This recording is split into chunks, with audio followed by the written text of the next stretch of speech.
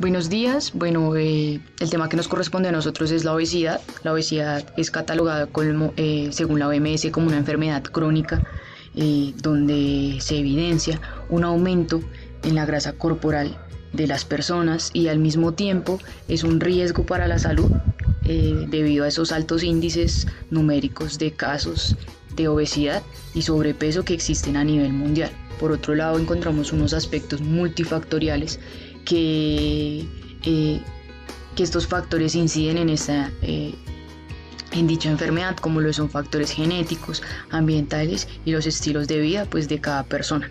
Esta obesidad también está asociada a un consumo de alimentos con gran porcentaje calórico, ¿sí? Que dichos alimentos los podemos encontrar ya sean en lípidos, proteínas o carbohidratos, de acuerdo pues a los hábitos alimenticios que lleve cada persona. Bueno, ¿qué pasa con ese consumo excesivo de alimentos? Ese consumo excesivo de alimentos es lo que se deposita en forma de grasa y esa grasa como reserva de energía es la que provoca o causa ese aumento en cuanto al tejido adiposo y al peso corporal que tiene una persona. Bueno, ¿qué pasa? La obesidad, ¿de qué es consecuencia? La obesidad es consecuencia de ese aporte, cuando ese aporte de energía es superior al gasto de energía que tiene una persona. Es decir, cuando ese aporte calórico que tiene una persona, pues ya sea por la alimentación que esta persona tiene, es mucho mayor al gasto de energía, es decir, a las actividades que realiza esta persona, si las realiza o si no realiza ninguna actividad, pues es lo que provoca ese desequilibrio en cuanto a la acumulación o a la reserva de energía, provocando así pues el aumento del tejido adiposo, que es lo que consideramos como obesidad. Bueno, en cuanto al exceso de grasa, pues este exceso de grasa repercute en varios factores y el primero de ellos es la salud, como lo nombramos anteriormente, debido a esos altos índices numéricos de personas que tienen dicha enfermedad, sí, que a nivel mundial pues ha sido un problema que ha ido aumentando, sí, y que estos índices se han ido masificando. Entonces repercute bastante en la salud y esa salud está ligada pues a la calidad de vida que llevan las personas. Esta calidad de vida no solo se asocia en adultos, también la podemos evidenciar en niños y adolescentes, que son esos hábitos alimenticios que están llevando las personas en tempranas edades, ¿sí? Y que repercuten en dichas enfermedades cuando no son muy buenos los hábitos alimenticios de los niños, ¿sí? Pues también como que inciden factores de ejemplo, ¿sí? Si el contexto de ese niño, pues esos hábitos no son muy buenos, pues inmediatamente van a repercutir en esta persona, ¿sí? Otro factor, perdón, es esa morbimortalidad que se da por la muerte, bueno, que es la muerte de la muerte que la causan pues varias enfermedades. En este caso pues específico estamos hablando de la obesidad, ¿sí? También se repercute en un aspecto socioeconómico, pues debido a los temas de tratamiento, a los temas de los altos porcentajes pues de muertes pues a nivel mundial que se han evidenciado en los últimos años. Y pues por último esa disminución de la actividad física, ¿sí? De acuerdo a la enfermedad, pues las personas que no tienen unos buenos hábitos de vida saludable y no tienen en cuenta o no, ¿cómo decirlo?, no aplican en su vida las recomendaciones que dan en actividad física, pues también repercuten todo esto y en varias enfermedades que desencadenan los malos hábitos de vida. Bueno, ¿qué pasa? El índice de masa corporal pues es ese indicador, ¿sí? Lo que nos permite estimar la grasa corporal de una persona.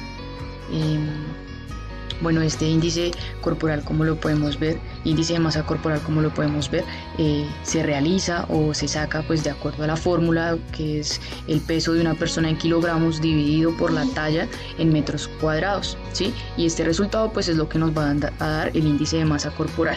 Bueno, cuando se considera obesidad, cuando este índice de masa corporal nos da un resultado igual o superior a 30, y se considera una persona en sobrepeso cuando los índices son igual o superior a 25.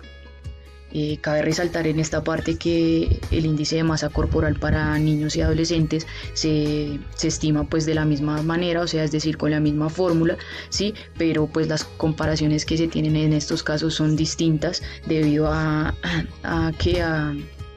que sean por medio de unos percentiles y unas curvas de comparación que pues están de acuerdo, están enfocadas pues de acuerdo a la talla y el peso de los niños, al mismo tiempo pues la edad y el género, que pues permiten clasificar este índice de masa corporal en niños y adolescentes.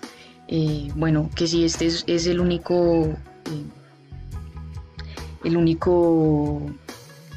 índice para determinar si hay la grasa corporal en el cuerpo, no, pues existen muchos más métodos, como pues son los por medio de los pliegues cutáneos, por elementos tecnológicos, sí, pero pues que a nivel mundial no están aceptados, y también pues encontramos que hay algunas desventajas, sí, digamos en cuanto al acceso de la tecnología para todas las personas y pues para estimar este valor de grasa.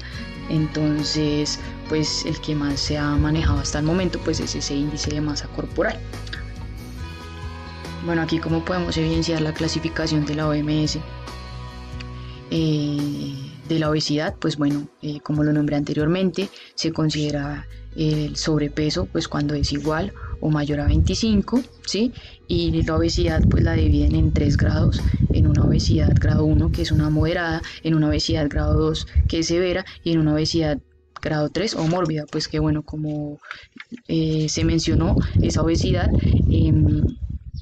empieza a partir de que ese resultado del índice de masa corporal es igual o superior a 30, y pues ya se clasifica como lo observamos en la gráfica.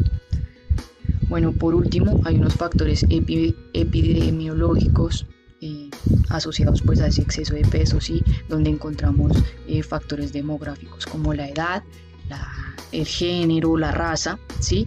Que pues son determinantes también de ese exceso de peso. Hay factores socioculturales, como lo vemos, que pues es ese nivel de educación que quizás no todas las personas pueden tener acceso.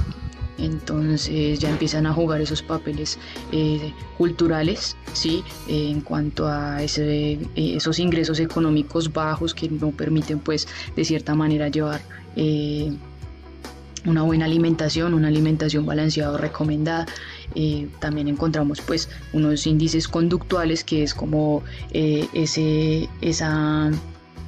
esos hábitos de vida alimenticios que llevan las personas, ¿sí? Que no son adecuados. Entonces todo esto repercute en el exceso de peso, ¿sí?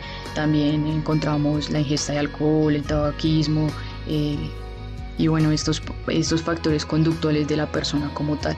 Y por último pues en cuanto a ese factor de sedentarismo, ¿sí? De la baja o inactividad de una persona, que repercute totalmente en esta enfermedad, ¿sí? Que pues se evidencia en los niños, en los adolescentes, en su entorno social, al no practicar pues algún deporte, alguna actividad física, ¿sí? En ocupar, digamos, como lo nombré anteriormente, en mitigar ese desequilibrio en cuanto al consumo y el gasto de energía, que pues en realidad son factores que se asocian al sobrepeso y a la obesidad como tal.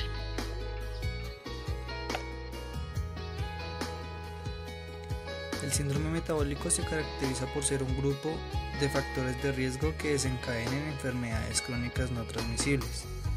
En el ser humano, si se desarrolla uno de estos factores, es posible que no suceda nada, pero cuando se empiezan a desarrollar 3 o más factores, empieza a denominarse síndrome metabólico.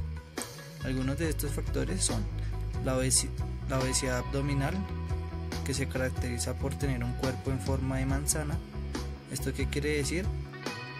Que se empieza a acumular grasa en todas las partes del cuerpo, en mayor medida en el abdomen. Otro factor son los niveles altos de triglicéridos, de presión arterial, de azúcar en sangre y niveles bajos de colesterol. Las causas de estos factores: en primera instancia tenemos que es la resistencia a la insulina, la obesidad, la edad, dado que a mayor edad, mayor facilidad de contraer estos factores, y por último los genes, puesto que puede ser hereditario. Los síntomas que el síndrome metabólico presenta no son percibibles a los sentidos. Y por último, el tratamiento que se debe generar para reducir e inhibir estos factores de riesgo. En primera instancia tenemos que es un plan alimenticio saludable, y segundo, realizar actividad física recurrentemente. Esto permitiendo así un cambio en su estilo de vida de forma más saludable para reducir, como ya lo había dicho, y prevenir este síndrome metabólico, y así prevenir, valga la redundancia, enfermedades crónicas no transmisibles. Para hablar sobre la fisiopatología de la obesidad, tenemos que tener en cuenta distintos factores clave que pueden generarlo. En este caso pueden ser partes genéticos, también a base de familiares, pueden ser a causas ambientales, causas sociales y conductuales.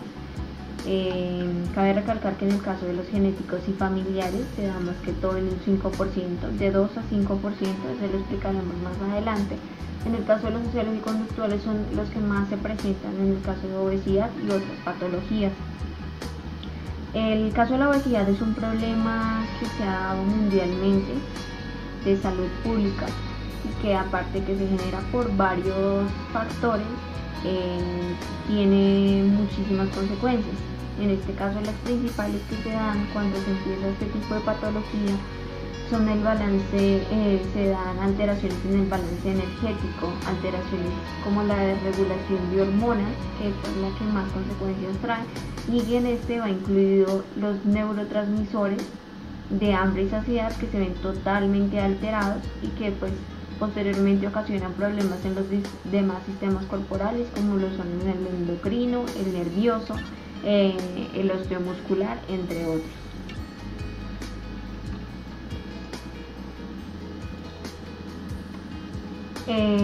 Bueno, en cuanto a la fisiología del tejido adiposo en la obesidad, como ya es bien sabido, el tejido adiposo está compuesto por sus células, que son los adipocitos.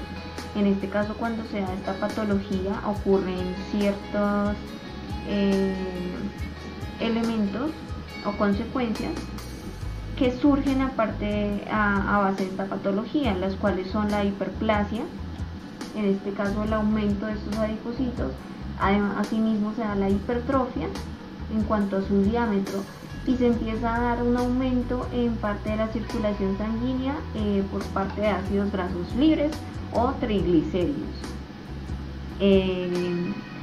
Como ya es bien sabido también, existen también unos adipocitos de color pardo que se encuentran totalmente inervados y con irrigación, los cuales tienen la función también de la termorregulación, entre otros. Se dice que gracias a una sobreingesta calórica crónica puede ocurrir, digamos que una consecuencia inversa, en el que los que se encuentran de color marrón o también de color blanco aumentan su cantidad, aumentan su tamaño, y pues estos son más consecuentes, ya que no contienen o no cumplen funciones vitales, sino que tan solamente hacen parte fisiológicamente de este tejido, mas no son necesarios para la supervivencia ni para el mantenimiento de estas funciones.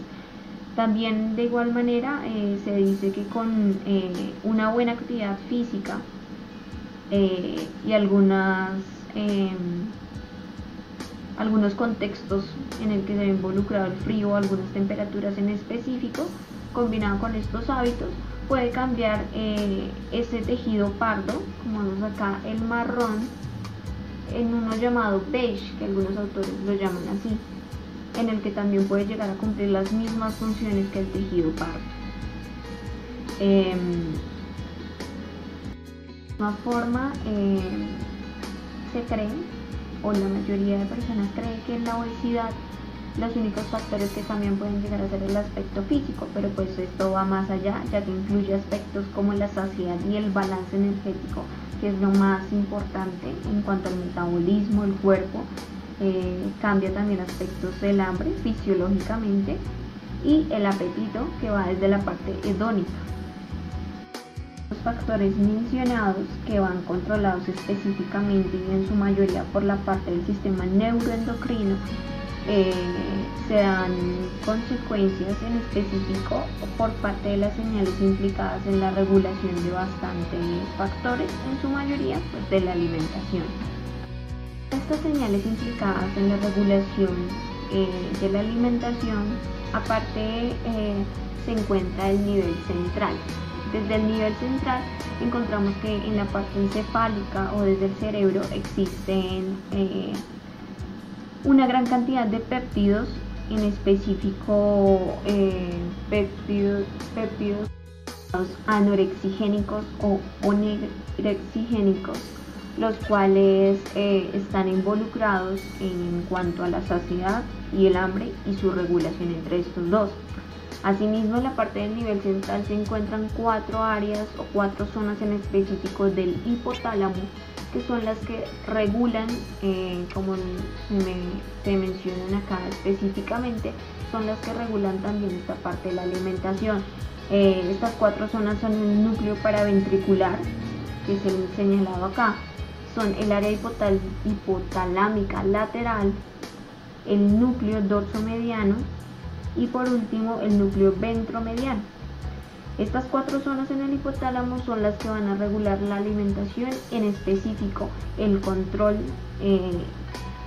de la comida y el control del peso. A nivel periférico, esta regulación se da a partir de ciertas sustancias como lo son acá ya las mencionadas, que van a pues regular la ansiedad, el apetito o el control de lo que consumimos.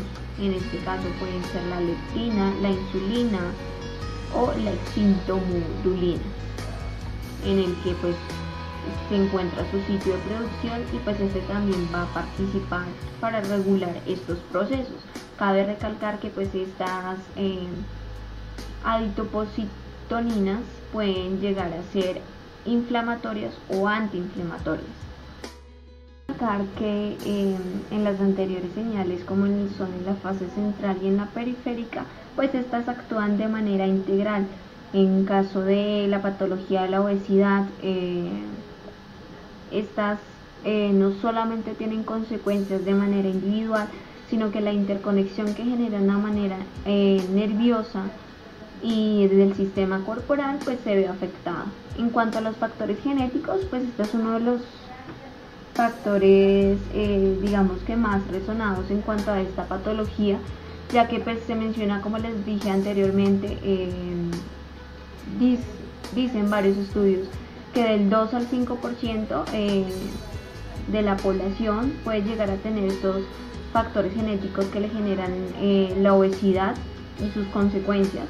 Específicamente se puede dar de 2 maneras: la obesidad monogénica, que como lo pueden ver acá, se da por un gen, o la poligénica, que son de muchos genes. Pues en este caso la mayoría de población, de 2 a 5% que presenta, son de poligénica, pues ya que tiene mayor probabilidad de padecer esta patología. Se menciona también que por factores genéticos la obesidad puede llegar a ser heredada, en este caso influyendo en su mayoría en el índice de masa corporal. Se dice que pues el índice de masa corporal puede llegar a ser heredado entre un 40 y un 70%, pues en este caso han sido estudios, pero hay otros estudios también que confirman que pues, de afectar totalmente el índice de masa corporal puede llegar a ser entre un 4 y un 10%.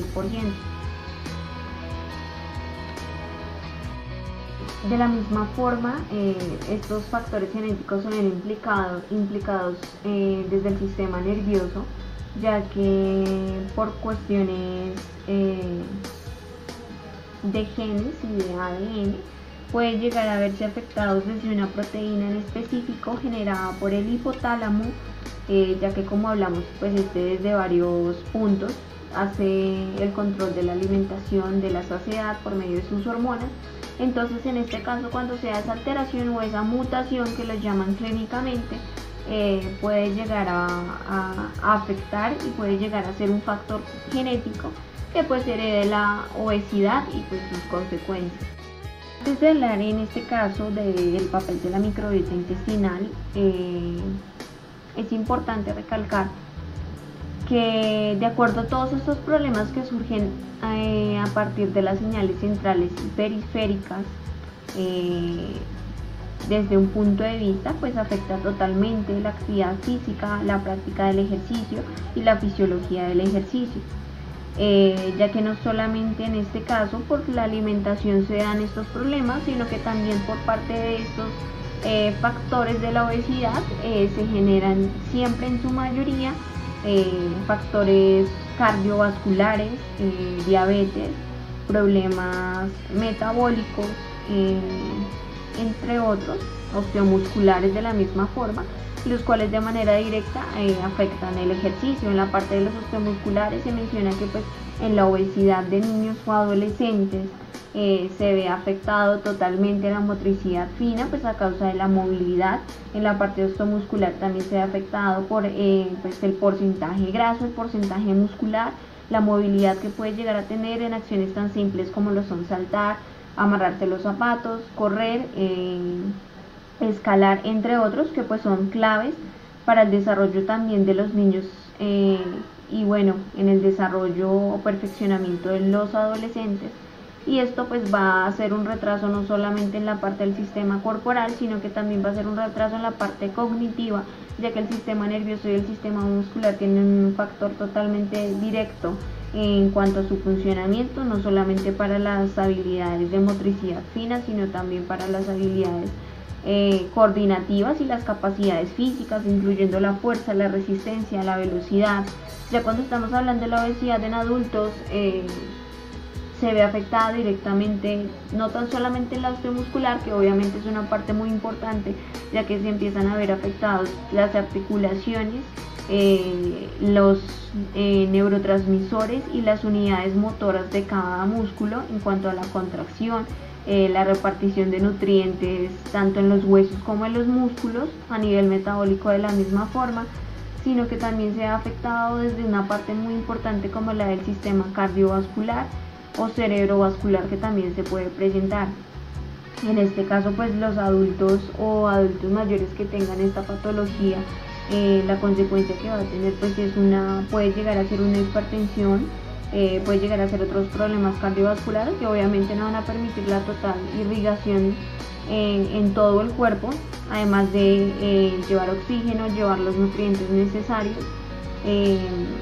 No se va a poder realizar una actividad totalmente aeróbica ni anaeróbica, aunque pues en cuanto a los tratamientos se menciona que las personas con esta patología tienen que pues, realizar mayor trabajo aeróbico, no han hecho muchos estudios de trabajo anaeróbico que tenga beneficios, pero puede llegar a tenerlos. En este caso pues no solamente se va a ver afectado la presión, sino que pues esto puede afectar de manera total el cerebro, lo que mencionaba, las funciones cognitivas, y pues a pesar de que pone en dificultad las funciones cognitivas, pues ya se sabe que la obesidad puede llegar a tener un factor muy importante en la parte psicológica, y en el caso de si estamos hablando de la actividad física, pues uno de los factores clave para la actividad física o ejercicio es la motivación, la atención y algunos focos atencionales que se necesitan en específico para pues hacer la práctica, pero que se puede ver afectada totalmente por personas que tienen este problema y que psicológicamente, cognitivamente les va a afectar de manera directa.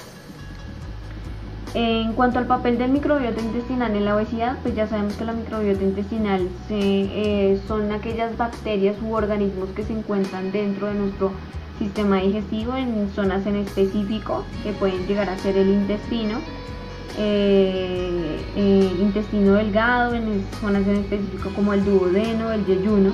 Estas bacterias pues tienen bastantes funciones. En el caso de nuestra alimentación afectan totalmente el metabolismo, ya que permiten también colaborar con la absorción de nutrientes. Estas pueden verse afectadas por distintos alimentos. En este caso, como estamos hablando de esta patología, pues el consumo excesivo o hipercalórico de carbohidratos, grasas, en su mayoría, en un pequeño porcentaje de proteínas, pues se ve afectado por este tipo de consumo de alimentos, por este tipo de energía que se le está brindando de manera excesiva al cuerpo. Entonces se va a ver totalmente afectado, y este tiene una relación directa en cuanto al cerebro, ya que de esta manera pues no solamente los nutrientes se van a ir o especificar en la parte del cuerpo, sino que también se van a ir al cerebro, y pues de esta manera dependerá las funciones que el cerebro dé a manera osteomuscular, a manera nerviosa, a manera endocrina, que son las que van a regular y van a mantener siempre el balance energético. Las causas de la obesidad las encontramos de dos tipos, generales y específicas. En las generales encontramos todos los procesos socioculturales que se han venido generando por medio de la globalización. El primero de ellos es el cambio dietético mundial, que corresponde a la ingesta de alimentos hipercalóricos con abundantes grasas y azúcares, pero con escasas vitaminas y minerales. El segundo es la disminución de la actividad física que se ha venido generando a partir del sedentarismo. Esto a causa de la tecnología, del cambio de modos de transporte y la creciente urbanización. Como anteriormente ya lo habían mencionado, según la OMS, esto genera un desequilibrio entre la ingesta calórica y el gasto calórico. Ahora, entre las específicas tenemos las primarias y las secundarias. En las primarias tenemos todos los que son los tipos genéticos que se dan por desórdenes proteicos, enzimáticos y cerebrales. Y aparte de ello tenemos los síndromes. Tres de los más comunes son Prader-Willi, Bardet-Biedl, Cohen y de Armstrong. Ahora, en las secundarias tenemos lo que son las neurológicas, que corresponden a tumores cerebrales, irradiación cerebral o obesidad hipotalámica. En las endocrinas tenemos lo que es el hipotiroidismo y el síndrome de Cushing. Las psicológicas, lo que es la depresión y los desórdenes alimenticios. Y por último, los medicamentos, todos los procesos farmacológicos, entre ellos están antidepresivos, anticonceptivos, antipsicóticos, entre otros. El tratamiento de la obesidad mediante la actividad física, según varios estudios, es una herramienta eficaz para disminuir el riesgo de mortalidad a causa de esto y mantener los niveles estables en la salud. En personas obesas existen algunos factores de desmotivación, los cuales los impiden empezar a realizar esta actividad física. La primera es la falta de respaldo del entorno familiar y la falta de respaldo del entorno social. Cuando estas personas nacen en un medio o en una familia donde no realizan ninguna actividad física y se la pasan encerrados todo el tiempo, estas personas comienzan a desarrollar este tipo de enfermedades.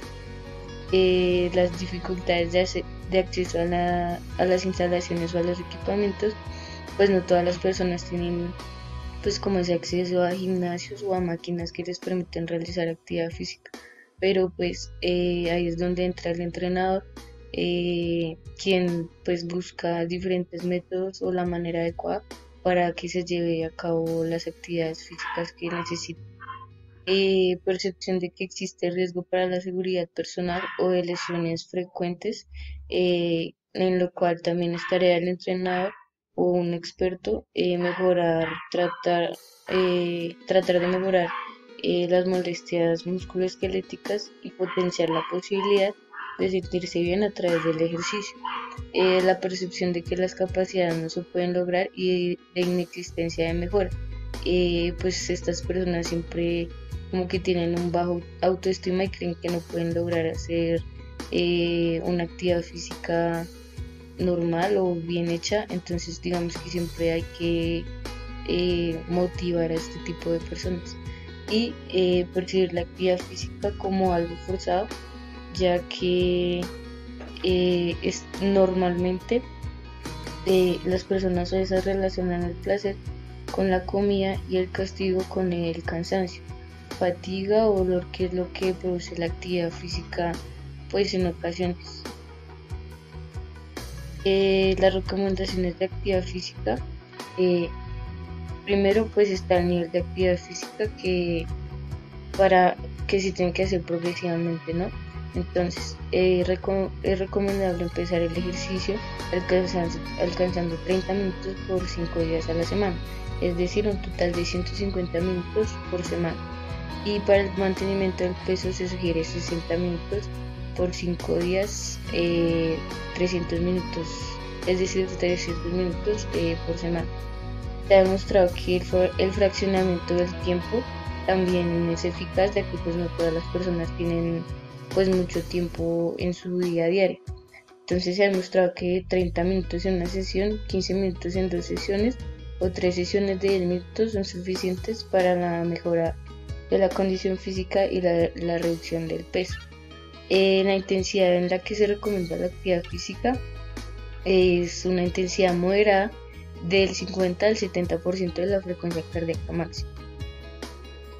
Los tipos de ejercicios que se pueden realizar en este tipo de personas con esta enfermedad es primero según la valoración que tenga el individuo, es decir, que si tiene alguna molestia musculoesquelética en sus articulaciones, que no pueda realizar algunos ejercicios o que los ejercicios de impacto pues digamos que les hagan daño, podemos utilizar ejercicios como la natación o el ergómetro, o sea la bicicleta, que son ejercicios que no tienen y no necesitan alto impacto, y que de igual manera pues sirve. Si digamos que el sujeto puede realizar estas actividades sin ninguna molestia, se puede recomendar caminata rápida o el trote, correr, que estos dos son como para personas que digamos no tienen muchos recursos, y son ejercicios fáciles. O si no, ejercicios cardiovasculares, entrenamiento de fuerza cuando ya se haga un poco más de progresión en el ejercicio, HIITs, ejercicios aeróbicos de baja intensidad o ejercicios funcionales. Para mantener el interés en estas personas, que es difícil, primero pues el sujeto debe entender que la actividad física trae unos beneficios en la salud y en la reducción de peso, y aclarar siempre las dudas que el paciente tenga.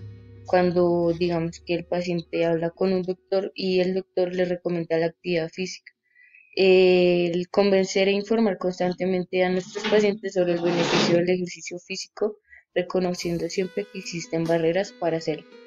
Es muy importante el contacto estrecho con el paciente, ya que le permite adherirse al máximo al programa y esto favorecerá el éxito del mismo. Y pues obviamente la evolución progresiva con la actividad física moderada. Algunos beneficios de la actividad física son la disminución de los riesgos de infarto, aumento del bombeo sanguíneo al corazón y disminución del ritmo cardíaco, disminución de la presión arterial, disminución de los niveles de lactato en sangre, incremento de la capacidad pulmonar, mejora de la oxigenación muscular periférica, mejora del tono muscular, aumento de la autoestima, facilita estados de humor, facilita el desarrollo de la interacción social y la mejoría en el sueño. Para evaluar este tratamiento y darnos cuenta de que realmente ha habido como una mejora en nuestros pacientes, se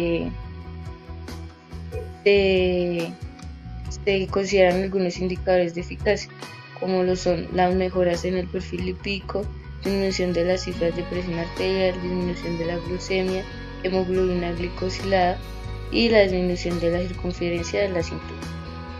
En conclusión, acerca de los beneficios de la actividad física en esta enfermedad, es que ayuda a mejorar el sistema metabólico, donde reduce considerablemente el riesgo de una muerte prematura por alguna enfermedad causada por la obesidad, y beneficios como aumentar el sistema inmunológico, mejora el sistema cardiovascular, el sistema respiratorio, el hormonal y en general el metabolismo. Aumenta el metabolismo basal, que gracias a la actividad física hay una mayor utilización de carbohidratos, lípidos, y con ello disminuye el colesterol total.